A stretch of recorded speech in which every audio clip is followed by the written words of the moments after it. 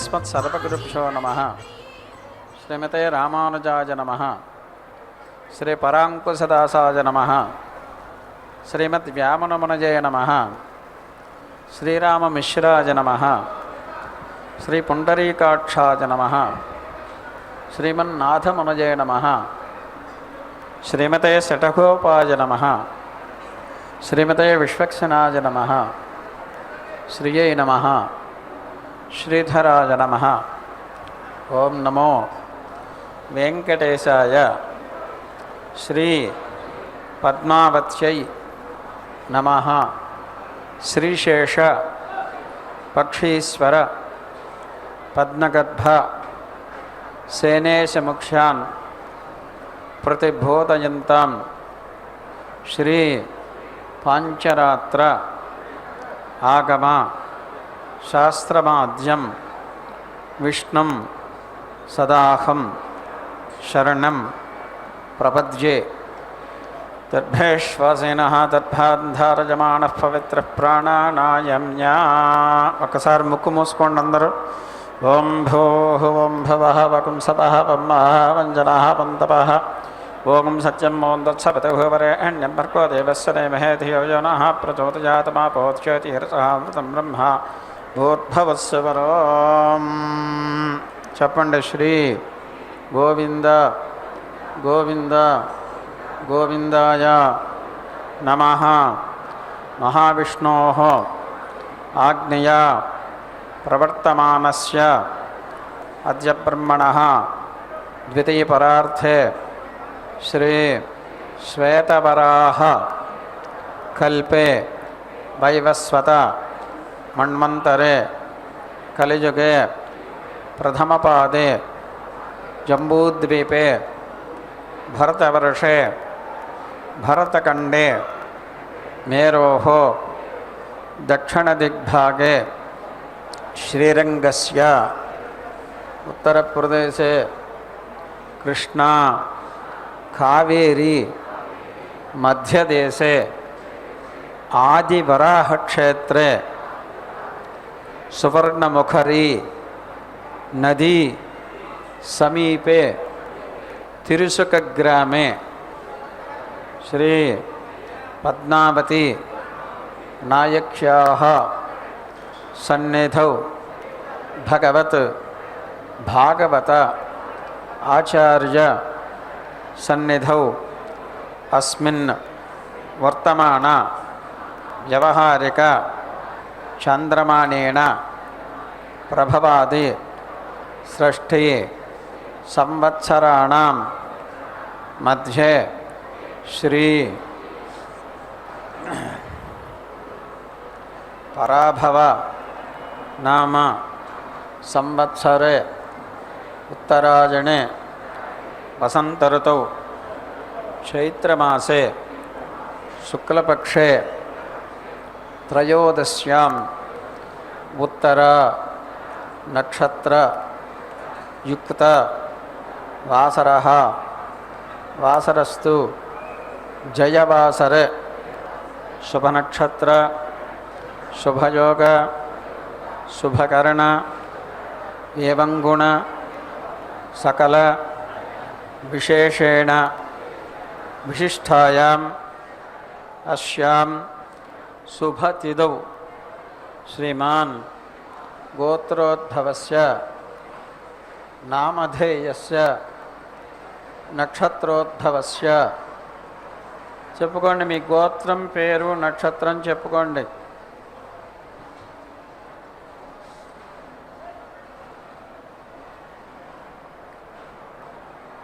మమ కుటుంబస్య క్షేమః స్థైర్య ధైర్య వీర్య విజయ అభయ ఆయుః ఆరోగ్య ఐశ్వర్య అభివృద్ధి సిద్ధ్యర్థం ధర్మార్థ కామమోక్ష చతుర్విధ ఫలపురుషార్థ సిద్ధ్యర్థం గృహే సర్వమంగళ కార్యాణి అనుకూల సిద్ధ్యర్థం గృహే సకల శత్రు శోక నివారణ సిద్ధ్యర్థం గృహే సకల భూత ప్రేత పిశాచి బాధ నివృత్తి సిద్ధ్యర్థం గృహే సకల విషహరణ నివారణ సిద్ధ్యర్థం గృహే సకల సంపత్కర సిద్ధ్యర్థం గృహే సకల విద్యా ప్రాప్తి ద్వారా అఖండ ఐశ్వర్య స్థిరనివాస సిద్ధ్యర్థం శ్రీ పద్మావతి నాయక్యాః సన్నిధౌ శ్రీపాంచరాత్ర ఆగమోక్త శ్రీ విష్ణు పద్మ కపింజల సంహితోక్త ప్రకారేణ పాంచరాత్ర ఆగమోక్త ప్రకారేణ ప్రాతఃకాల ఆరాధన అనంతరం కళ్యాణ మహోత్సవం ఆచార్య శ్రీహస్తేన ముఖేన కరిష్యామి. ప్రథమతః నిర్విఘ్న పరిసమాప్తి అవాప్తి సిద్ధ్యర్థం విశ్వక్సేన ఆరాధనం కరిష్యే. తతః స్థలశుద్ధ్యర్థం దేహశుద్ధ్యర్థం ఆత్మశుద్ధ్యర్థం ద్రవ్యశుద్ధ్యర్థం శుద్ధ్యర్థం శుద్ధి పుణ్యాః వచనం కరిష్యే. తదంగత్వేన శ్రీ పద్మావతి నాయక్యాః కన్యాదాన మహోత్సవం ఆచార్య ముఖేన కరిష్యే. అందరూ అమ్మవారిని ప్రార్థన చేసుకోండి.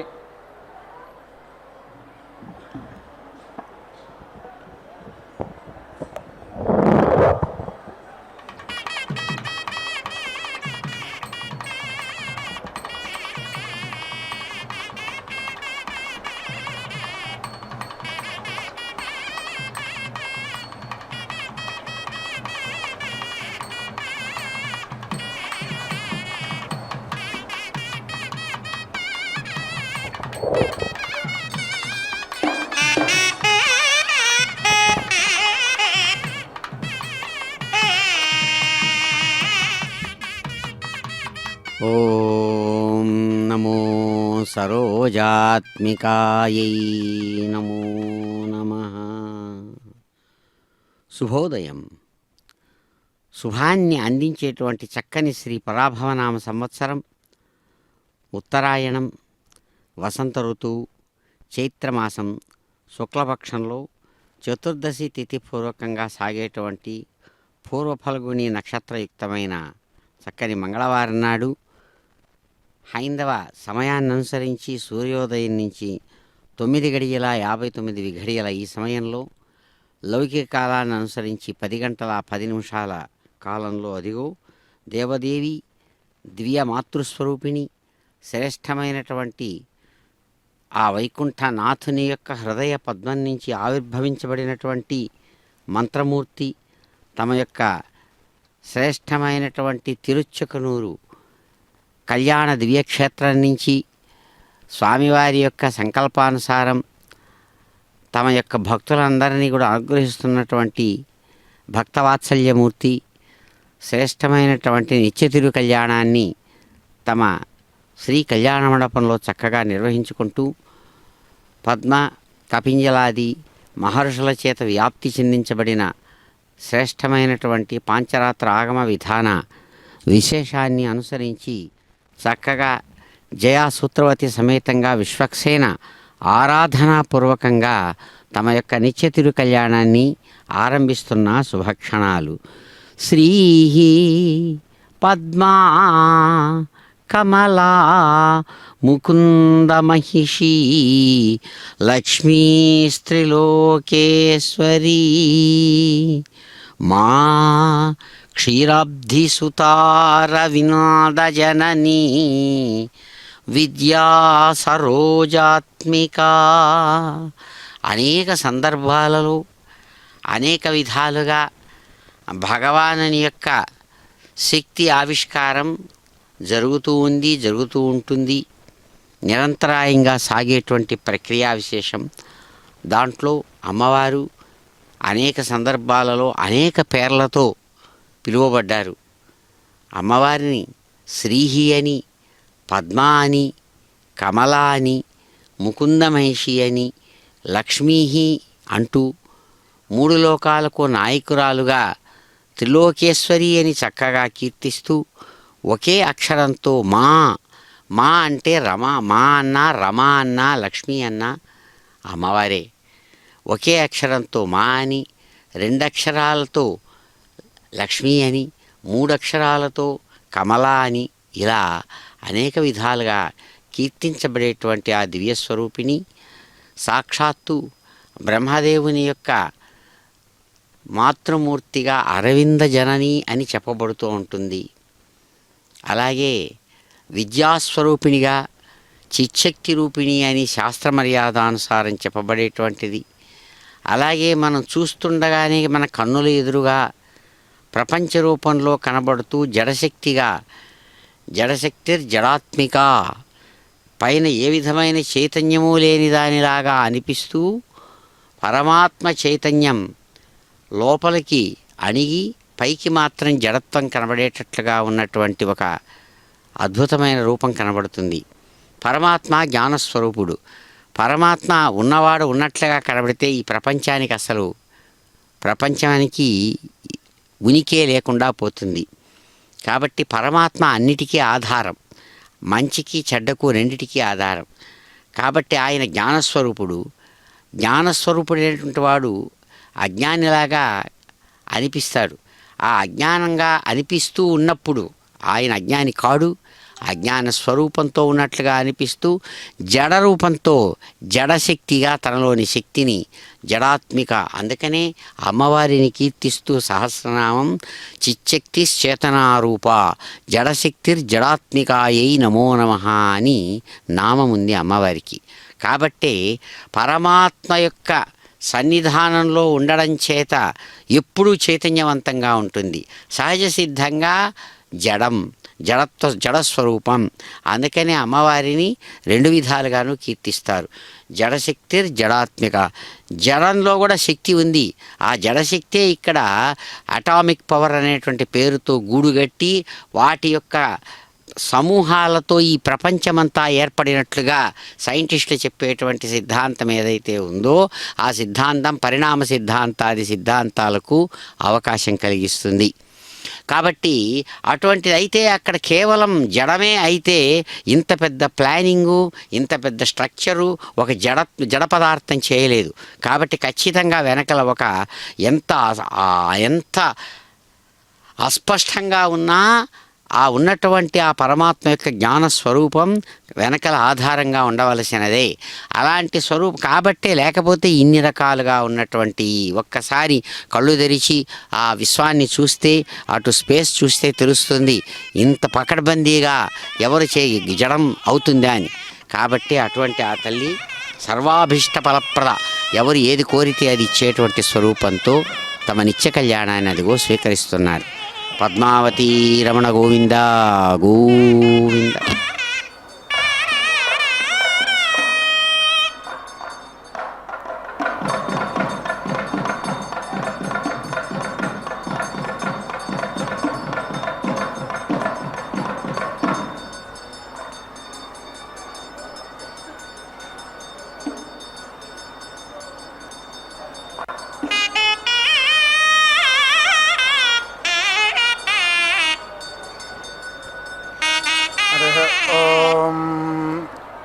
मनस्वर्जनः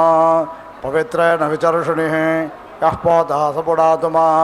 पुनन्तु मा देवजनाः पुनन्तु मनवो धिया पुनन्तु विश्व आयवः जातवेदः पवित्रवत् पवित्रेण पुनाहि मा शुक्रेण देवदेद्यत् अग्ने कृत्वा क्रतो गुम्रणो यत्ते पवित्रमर्चिषे अग्ने विततमन्तरा ब्रह्मतेन पुनेमहे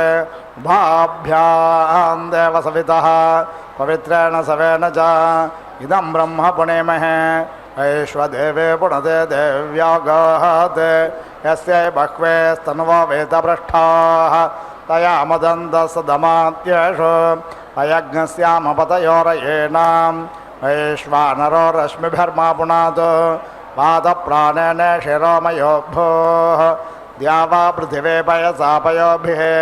ऋतावरे यज्ञे मा पुनेतां बृहद्भ्यः सवितस्त्रभिः परिशिष्टैर्देवमन्मभिः अग्ने दक्षैः पुनाहि मा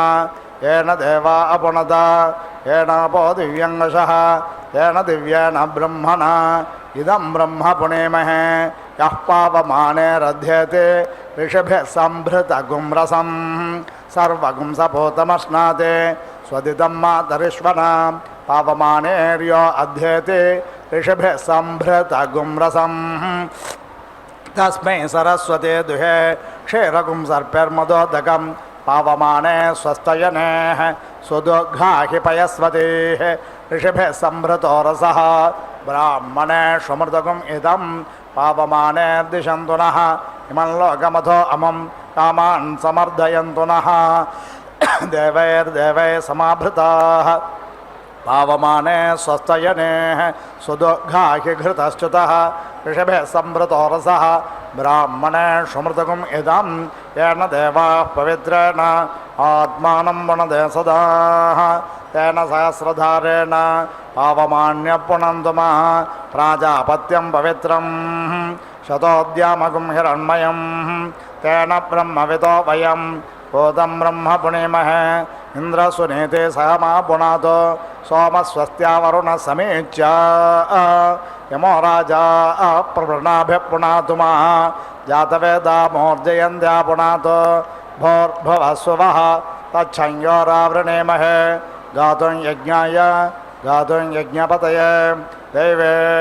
स्वस्तिरस्तु नः स्वस्तिर्मानुषेभ्यः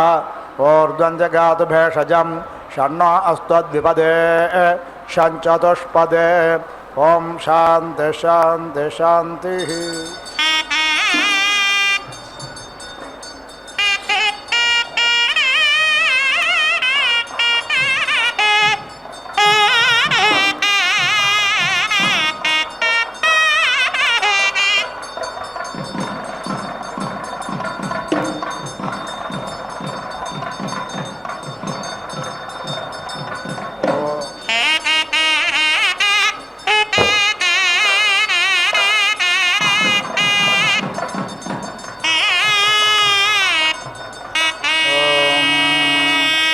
प्रवेरयाशु च यो दद्रिरे वामध्वर्योभिर्मदो मन्दसुतसः बहवायो नियुतो यौह्यच्छापि वा सुतस्यान्धसो मदाय गाव उपावदावदं महे यज्ञस्य रप्सुदा उभाकर्णा हिरण्यया काव्ययो राजाने शोक्रत्वा दक्षस्य दुरोणे वृषादसा सधस्ता देव्या अध्वर्यो आगतज्ञरथेन सूर्यत्वचा मध्वा यज्ञज्ञसमञ्जाथे तं प्रत्नथायं वेणश्चोदयते निरश्चेनो विततो रश्मिरेषा मधस्वेदासे द्वपरस्वे सदासेत् तोधा आसन् महिमाना आसन् स्वधा अवस्थात् प्रयाति परस्तात् आरोदसे अपरणदा स्वर्महज्जात यदेनमपसो अधारयन्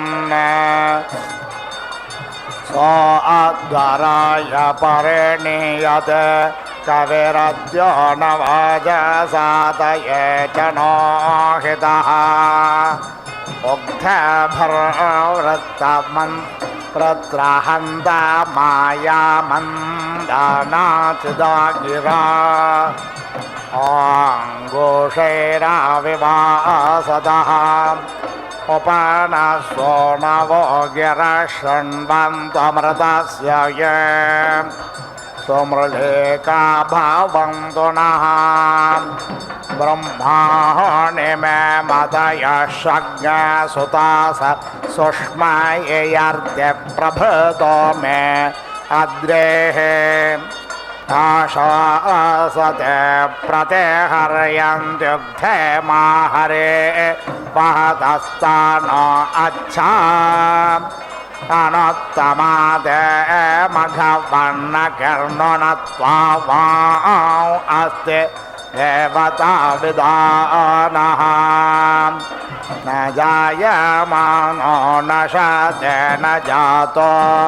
याने करिष्याकृणो हि प्रवृद्धा तदिदास भुवनेषु ज्येष्ठं यतो यज्ञ उग्रस्त्वेष नृम्णः सद्यो यज्ञानो निर्णाति शत्रूननुयं विश्वे मदन्त्यो माः इमा उत्वा पुरोवसो गिरो वर्धन्तो याममाम् पावकवर्णा शुचयो विपश्चितोऽभ्यस्तोमेरणोषता यस्यायं विश्व आर्यो दासाश्येवाधिपा अरेः धीरश्चेदर्ये रोषमे पवेरवि त्वभ्येत्सो अज्यते रयेः अयज्ञसहस्रमृषेभ्यः सहस्कृतः समुद्र एव पप्रथे सत्यसो अस्य महिमा गृणेशवो यज्ञेषु विप्रराज्ये अदब्धेभ्यः सवितः पायुभिष्टग् शिवेभिरद्य परे पाहि नो गयम् हिरण्यजिह्वस्वभितायनं व्यासे रक्षामाकृर्णो अघशज्ञ स ईशता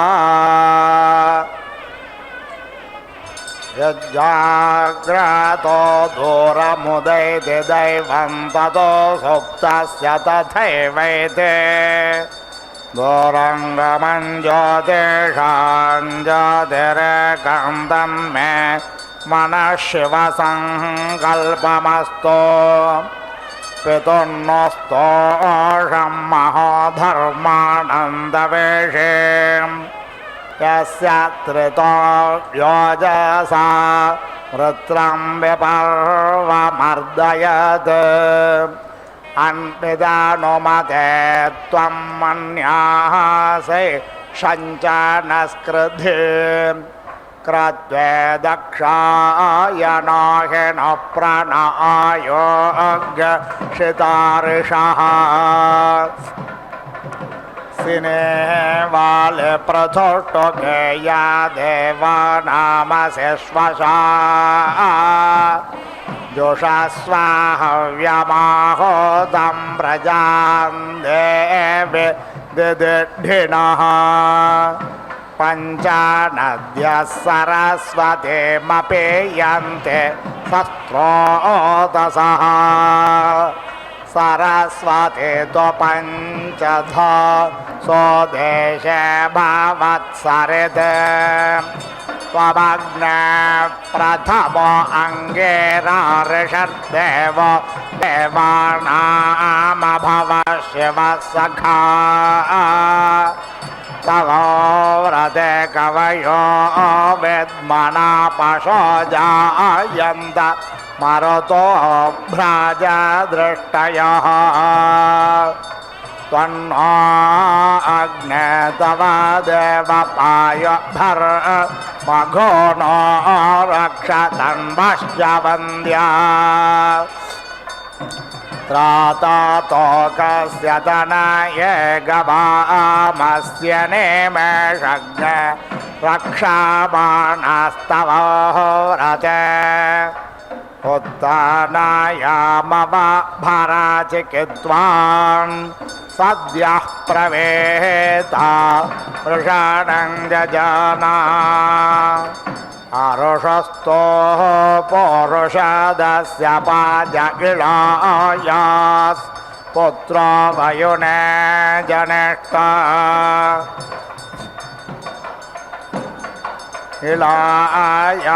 इलायास्त्वापदे वयन्नाभा पृथिव्या अधि जातवेदो निधे मह्यग्ने हव्याय वोह्लवे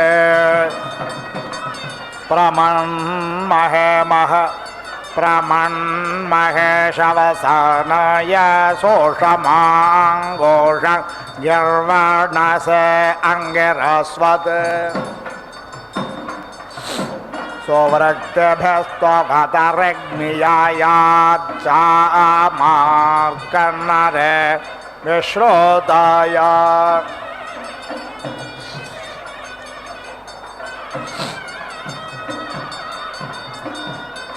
प्रवो महे महि नमो भरध्वमाङ्गोष्यज्ञ शवसनाय सामा येन नः पूर्वे पितरः पदज्ञा अर्चन्तो अङ्गेरसोगा अविन्दन्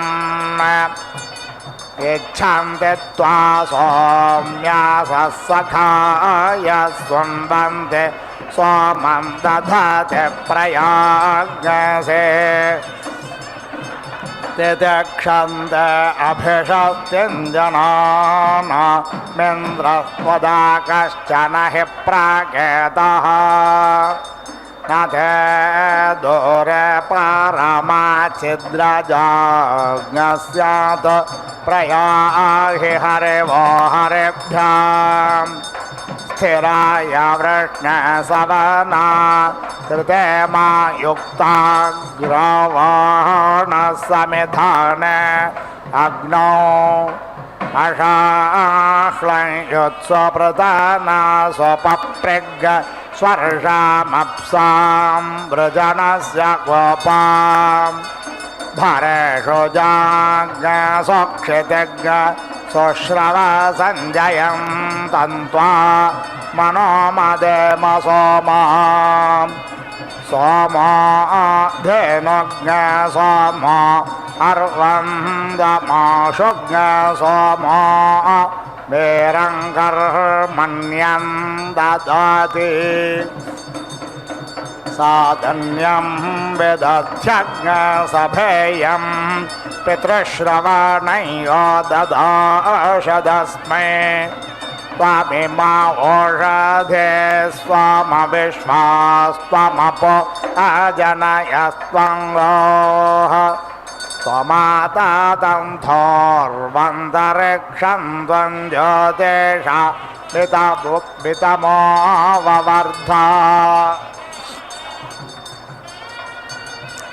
देवेन नो मनसा देवसोमरायो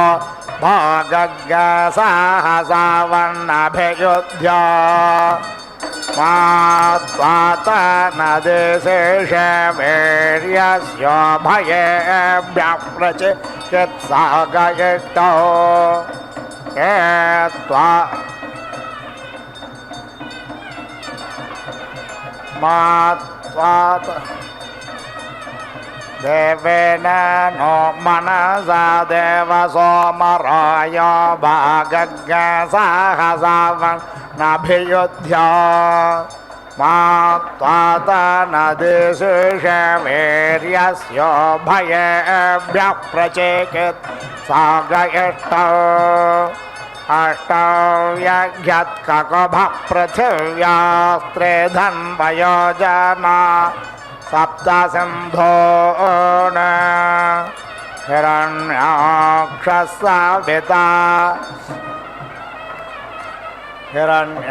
हिरण्याक्षस्साविता देव आगाद्दध्रत्रा दासुषेवार्याणे हिरण्यपाणिः सविता विचर्षणिरुभे द्यावा पृथिवी अन्तरीयते अपामे वां बाधते वेदे सौर्य तभिकृष्णेन रजसाद्यामृणोति हिरण्यहस्तो असुरस्वनेधस्व मृळिक त्ववायात्वर्वाङ् अपसधन् रक्षसो यातु धानानस्थात् देवः प्रादिदोषं गृह्णानः एते पन्थाः सवितः पूर्व्यासो रेणवः स्वकृता अन्तरिक्षे ते भर्नो अद्य पथिभिः स्वगेभिः रक्षा च नो अधेज ब्रूहि देवा उभापि मदमश्विनो बाणशर्मा यच्छतम् अवेद्रियाभिरोतिभिः अप्नस्वतेमश्विना वाचमस्मे कृतन्नो दस्रावृषणामनीषाम् अद्योत्येवासे निह्वायेवाम् मृधे च न भवतं वाजसातो द्युभिरक्तभिः परे पादमस्मानरिष्टेभिरश्विना सौभाग्यभिः तन्नो मित्रो वरुणो मामहन्तामदिति सिन्धुः पृथिवी उत द्यौः कृष्णेन रजसा वर्तमानो निवेशयन्नमृतं मर्त्यं च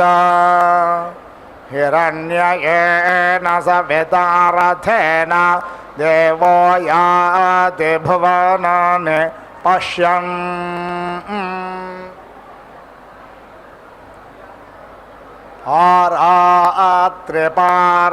आरात्रिपार्थिवज्ञरजः पितरः पायिधामाभिः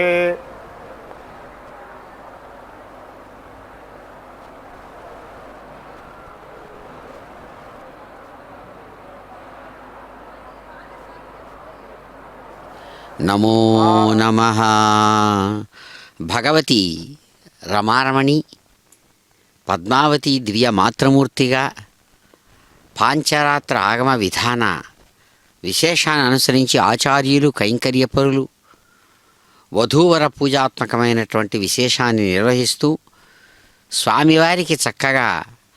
శ్రేష్టమైనటువంటి స్వర్ణ యజ్ఞోపవీతాన్ని సమర్పించి వారి చేత శాస్త్ర మర్యాదను అనుసరించి చక్కగా కళ్యాణంలో భాగంగా మధుపర్క ప్రాశనం అనేటువంటి మధుపర్కాన్ని వారి చేత చక్కగా ఆ ప్రాశన విశేషాన్ని నిర్వహింపజేసి తర్వాత అమ్మవారికి వధూ పూజను చక్కగా నిర్వహిస్తూ పరస్పరము కూడా భావ సంబంధాన్ని కలిగించే విధంగా ఒకరి హృదయానికి మరొకరికి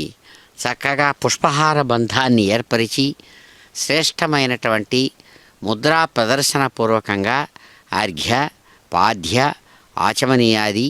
విశేషాలను చక్కగా నిర్వహించారు ఆచార్యులు. అదిగో చక్కగా అమ్మవారి యొక్క దివ్య స్వరూపానికి తేడా రాకుండా శాస్త్రమర్యాదానుసారం చక్కగా పాద ప్రక్షాళనాత్మకమైనటువంటి విశేషాన్ని లఘువుగా క్షీరాభిషేకాది విశేషాలను అమ్మవారికి సింహాసనస్థురాలైనటువంటి ఆ దేవికి దివ్యమైనటువంటి ఆ కళ్యాణ విశేషంలో భాగంగా క్షీరాభిషేకాదులను నిర్వహించి పవిత్రవంతమైనటువంటి ఆ హరిద్రా చూర్ణాభిషేకంతో చక్కగా పసుపుతో కూడినటువంటి శ్రేష్టమైన పవిత్రాభిషేకం నిర్వహించి తర్వాత వారి వారి గోత్రనామాలను చక్కగా పఠించి అదిగో మధుపర్క ప్రాసనాదులను నిర్వహిస్తూ ఉన్నారు ఆచార్యులు. ఇందిరారమణ గోవింద గోవింద.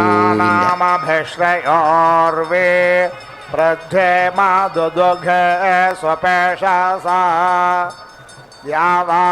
पृथिवे वरुणस्य धर्माणाविष्काभिते अजरे भोरे रेतसा येन सपत्ना अपते भावन्विन्द्रोऽग्निभ्यामव बाधामहेतान् वसवो रुद्रा आदित्या उपरिस्पृशम् मोग्रञ्चेत्तारमधिराजमक्रन्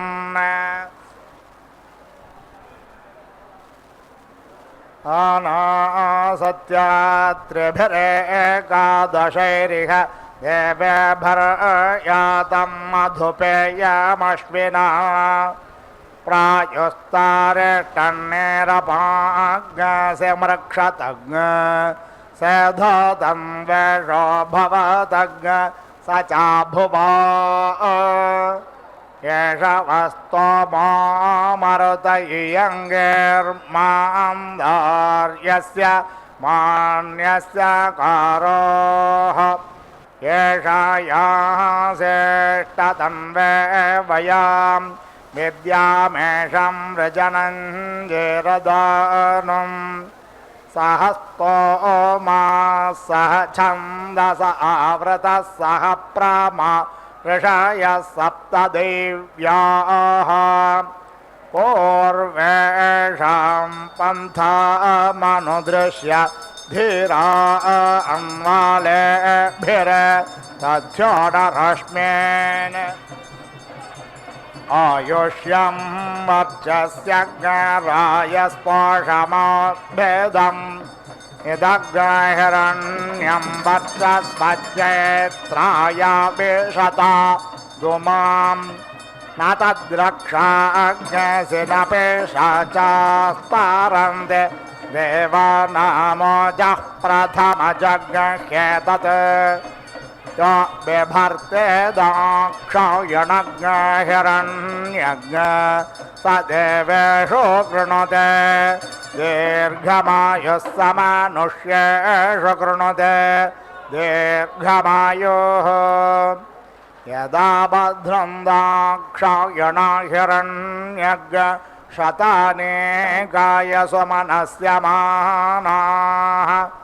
तन्म आबध्रामि शतशारदायुष्मान् जरदष्टिर्यथासम् उत नो ह्यद्बोध्न्य शृणोत्वज एकापात् पृथिवे समुद्रः विश्वे देवा अदेतिः पञ्च जना अदेतिर्जातमदेतिर्जनित्वम् आनोः भद्राकृतवो यन्त विश्वतो दब्धासो अपारेतास उद्भिदाः देवानो यथा सदमिद्वृधे असन्नप्रायुवो रक्षितारो दिवे दिवे इमा गिरा आदित्येभ्यो घृतस्नो सना द्राजभ्यो जुह्वा जुहोमे शृणोतो मित्रो अर्यमा भगो नस्त्वविजातो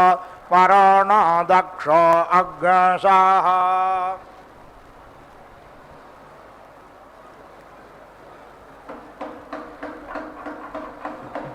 तद्रक्षा अग्रसिनपेशाचास्तारन्ति देवानामोजः प्रथमजग्रहेतत्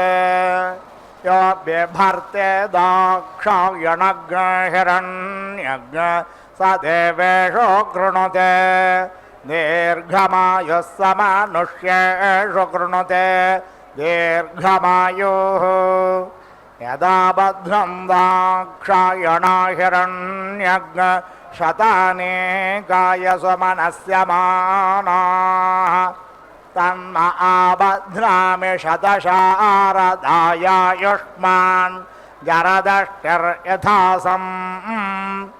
उत नो हिर्बुध्न्यशृणोत्वज एकपात् पृथिवे समुद्रः विश्वे देवार्ता वृधो वाणास्तुत मन्त्राः कविशस्तावन्द इमा गिरा आदित्येभ्यो घृतस्नो सनाद्राजभ्यो जुह्वा जुहोमे शृणोतो मित्रो अर्यमा भगो नस्त्वविजातो वरुणो दक्षो अग्रशः सप्तर्षयः प्रतिहिताः शरीरे सप्त रक्षन्ति सदमप्रमादम् सप्तापस्पपातो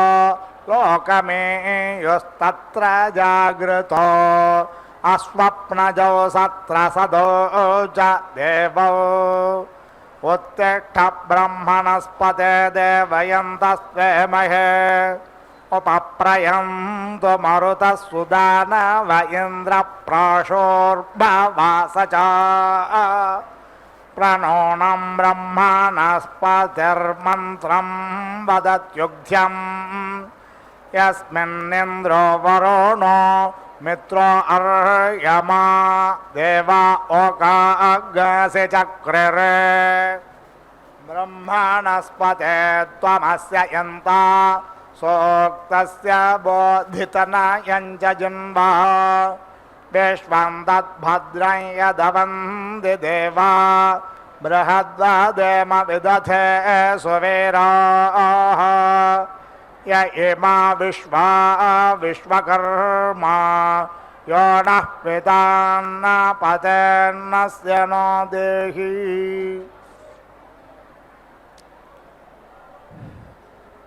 देवसवितः प्रसोभयज्ञं प्रसोभयज्ञपातिं भगाय दिव्योगं धर्वः के तपोः केतुं नः पुनात् वाचस्पतिर्वाचं न स्वदतु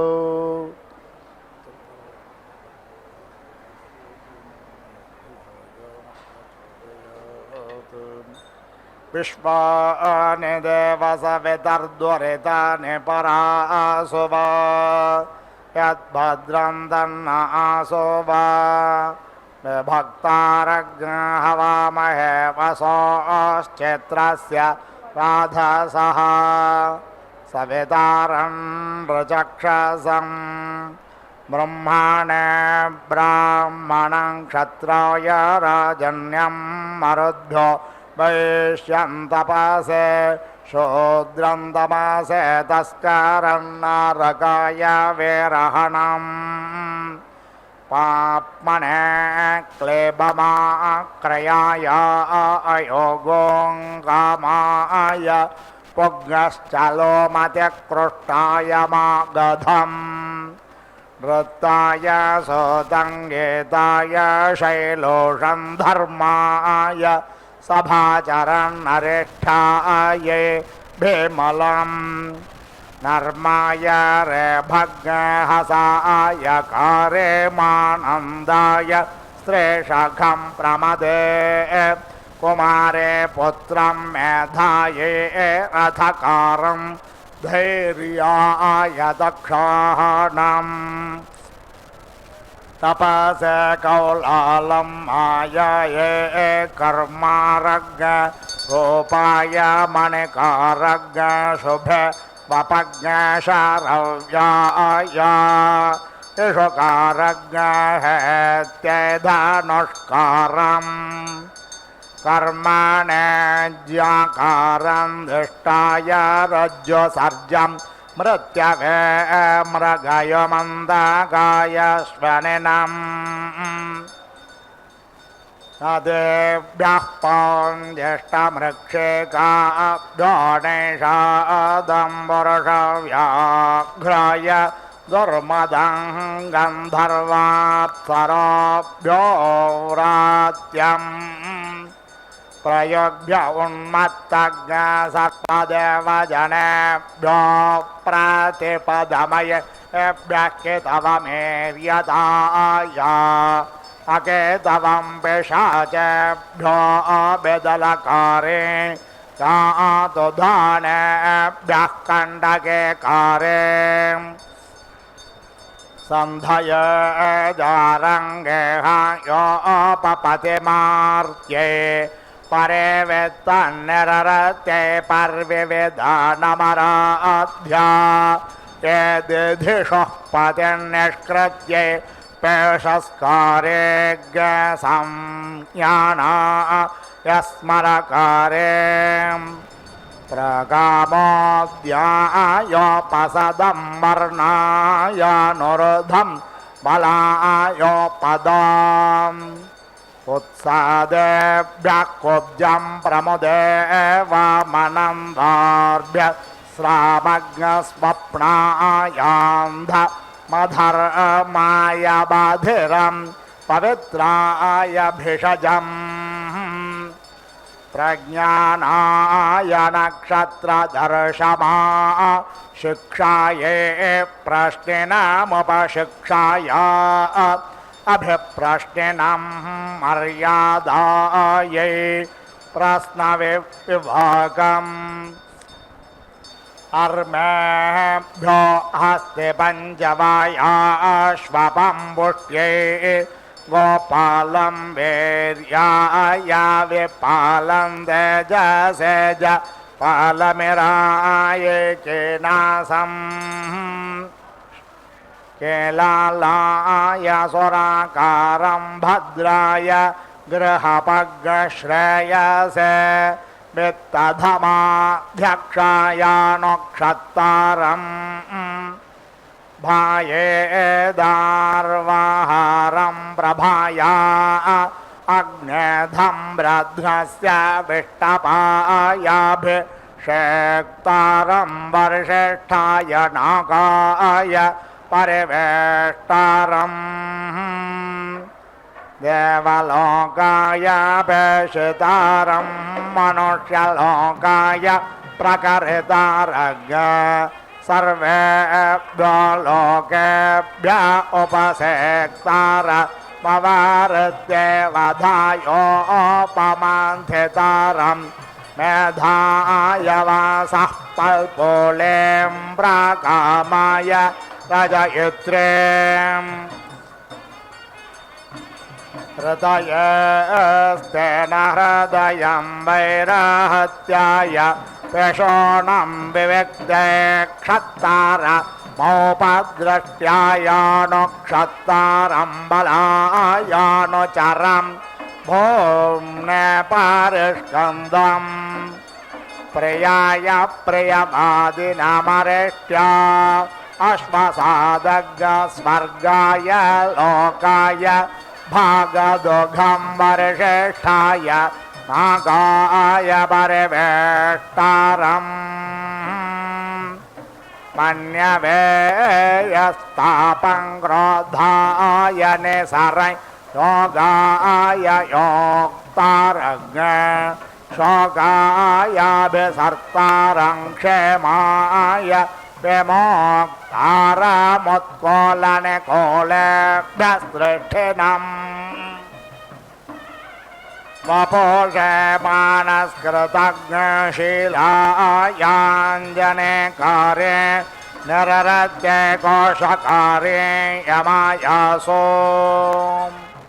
यमाय यमसो मथर्वभ्यो वातोकाज्ञ संवत्सराय पर्यायिणीं परिवत्सर या विजातामिदावत्सराय ते द्वारे मेद्वत्सराय तिष्ठद्वारे वत्सराय विजर्जराज्ञ संवत्सराय फलेग्न మృభభ్యో జనసంభగ్గ సాధ్యేభ్యశ్చర్మాంనాం సరాభ్యో దైవరమోపస్థావరాభ్యో దాశం వైషందాభ్యో వైందన్నడ్వలాభ్యः సౌష్టలం వారాయ మార్గారమవారాయ కేవర్తం తీర్థేభ్య ఆందం విషమేభ్యో మైనాలం ఓం శ్రేయోపసేయ ఆయుత్సంభూతం భూతం చిత్రకేత ప్రభానాభాన్ సంభాన్ జ్యోతిష్మాగస్తేజస్వానాథమగ్నస్తపన్నమితపన్న రోచనో రోచమాన శోభన శోభమాన కళ్యాణో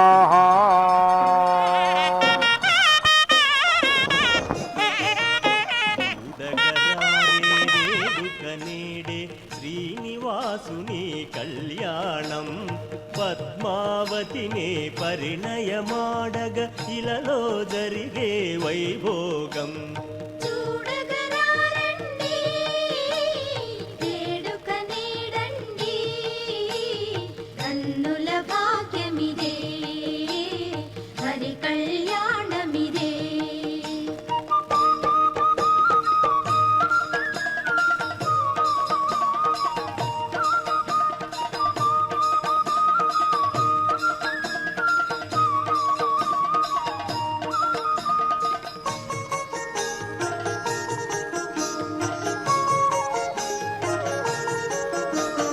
మంగళకరముగ తోరణములతో మంటపమందున మూగులతో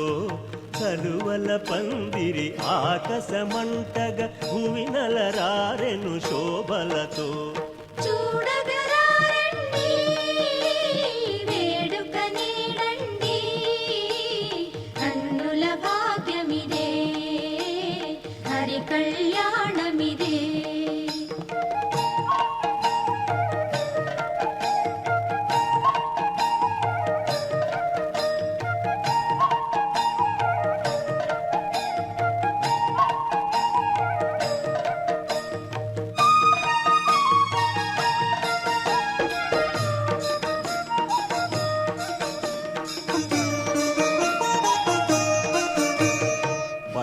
పుటేనుగు అంబారీపై ఊరేగెనుగా శ్రీహరియే చిరునగవున సిరి సిగ్గున మురియుచు వైభోగముగా ఎదురేగే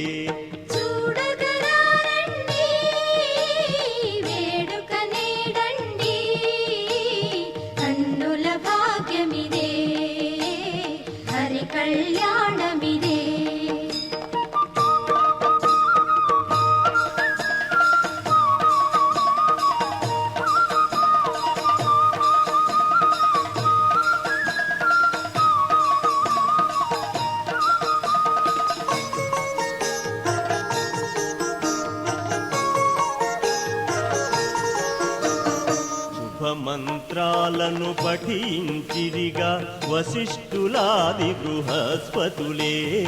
ఆకాశరాజుయే శ్రీహరి పాదము కడిగి తరించెను వేడుకగా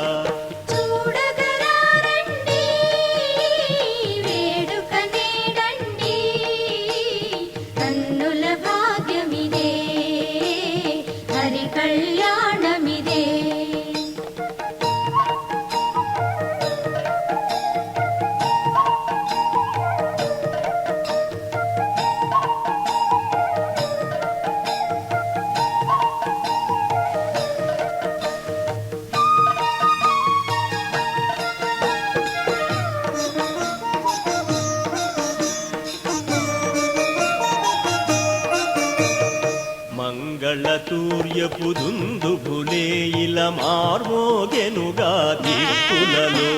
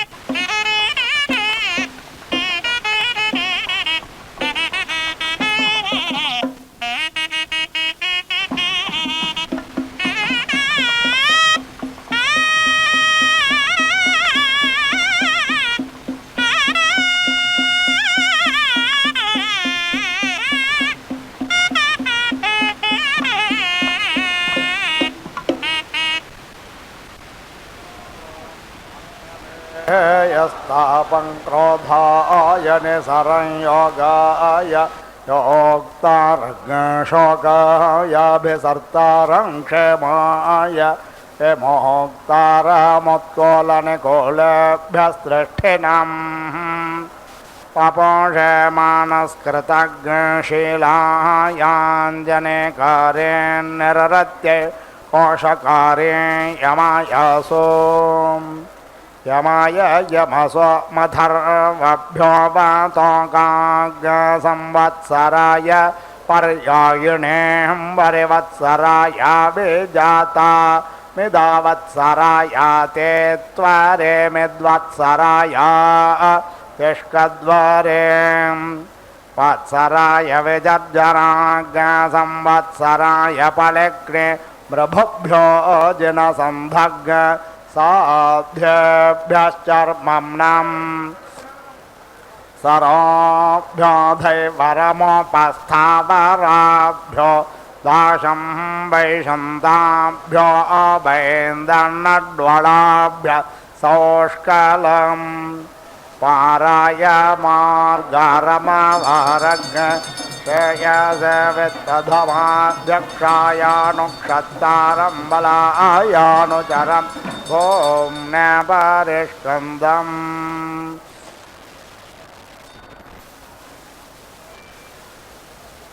सरोभ्यो धैवरमोपस्थावराभ्यो दाशं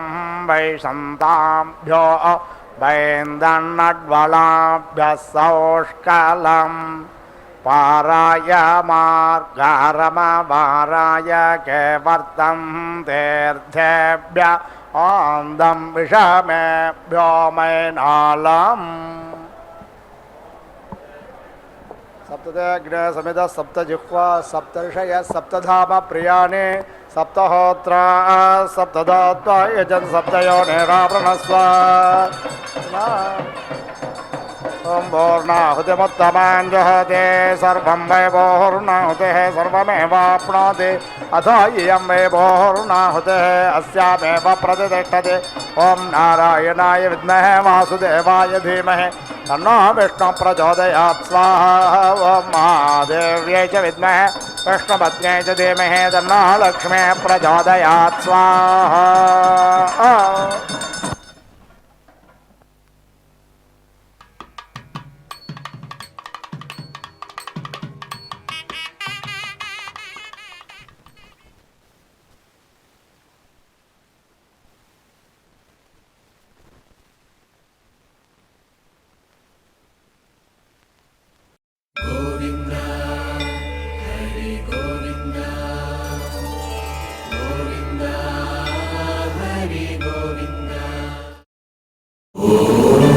नमो